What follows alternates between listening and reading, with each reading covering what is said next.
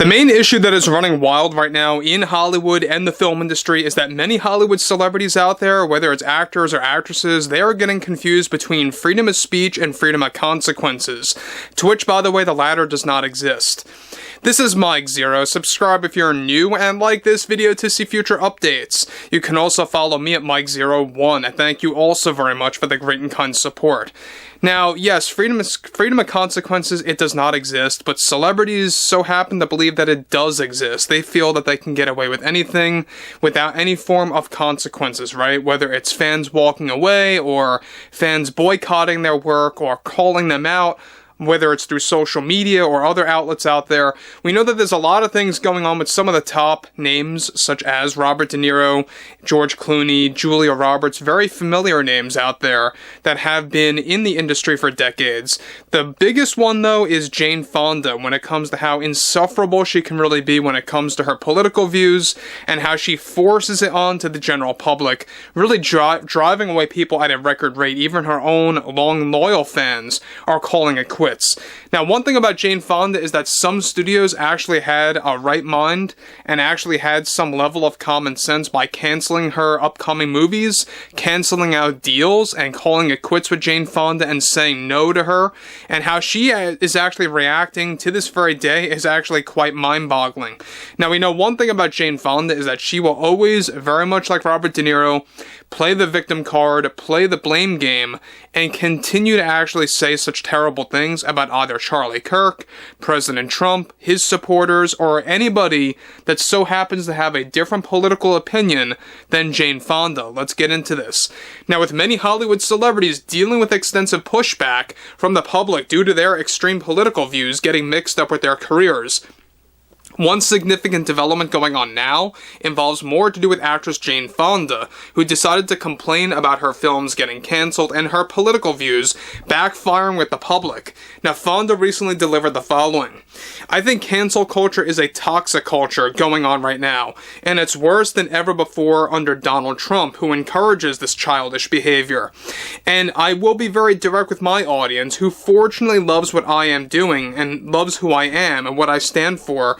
If this isn't the most direct example of freedom of speech dying, I don't know what else is, but I have lost roles and many opportunities to revitalize my career with different genres because of men like Trump, who is now literally acting like a bully with the many studios that represent our industry by scaring them and going to, of course, exclude actors who have different political views. And it's maddening. It truly is a mad world that we live in right now under Donald Trump for embracing cancel culture and putting actors in a very bad spot and trying to make us out to be the villains or the bad guys in his fictional world, where he has it backwards. He is the very villain.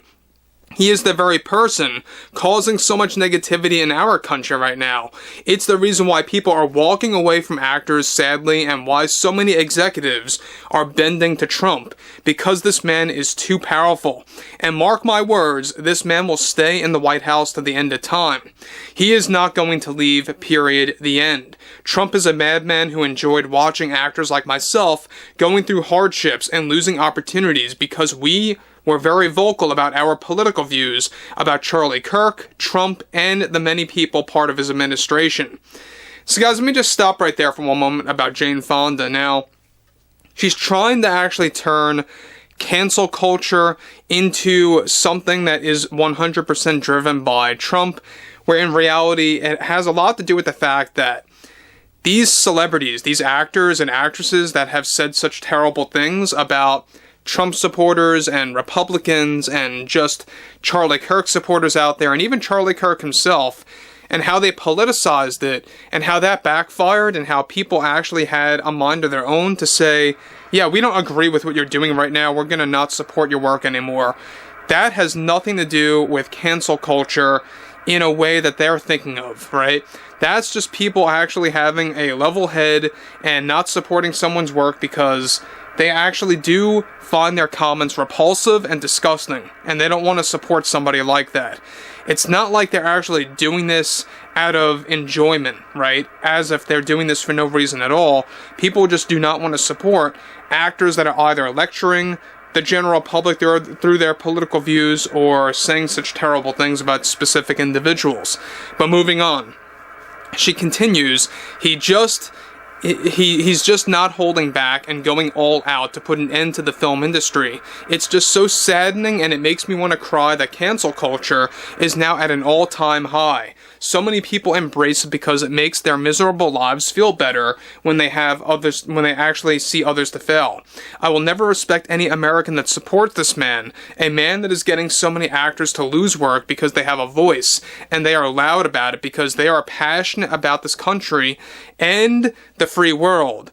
That is, well, not so free anymore, now is it? That's the truth. The American people need to show more empathy for those that take part in the arts and sacrifice their lives and time to put, of course, themselves into these roles that can be overwhelming and unbearable at times to get the job done. And Trump doesn't understand that, and Trump wants to go convincing his supporters that actors with a political opinion should be silenced. I have dealt with this forced silence, but it's not going to stop me from fighting against it through my words and my voice. And if that results in those that have valued my work to turn the other way, then so be it. Now, again, there you have it, guys. Jane Fonda really going off on Trump, going off on Trump supporters, and just American citizens that so happen to have a different political opinion, and playing the victim card. And again, all of this is because of Jane Fonda. The movie roles that she's losing, it's because of what she said about Trump, calling him a fascist, calling Trump supporters fascists, and this happened just weeks ago, by the way, and how it really did backfire when she politicized Charlie Kirk. That was another major thing. So the fact that, yes, we know that Jane Fonda, she is just as insufferable, if not worse, than Robert De Niro. She's right up there with him, and how people are just calling it quits with her. And look, a lot of people have not forgotten what she did during Vietnam, and the whole Hanoi Jane situation. We all will never forget about that.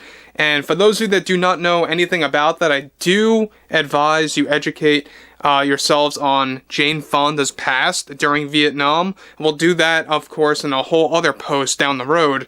But there's a lot to talk about when it comes to Jane Fonda, because look, she's always been an activist, but the problem with a lot of these actors is that they mix their acting career with activism.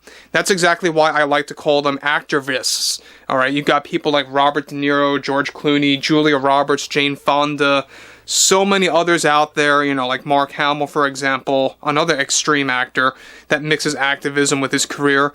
And it doesn't work, because people don't want to hear actors and their political views. They just want to actually watch their films and move on, or if they're going to talk, they want to listen to the actors talking about their roles or promoting their movies or projects or whatever it may be. And that's all there is to it. They don't want to hear their politics, and I sure as hell don't want to either. But overall, I would love to hear what everyone has to say about Jane Fonda, about her overall view about cancel culture after her movies got canceled. And if you guys did enjoy the content for today, make sure to drop a thumbs up on this video to support the channel, and I'll catch you guys later.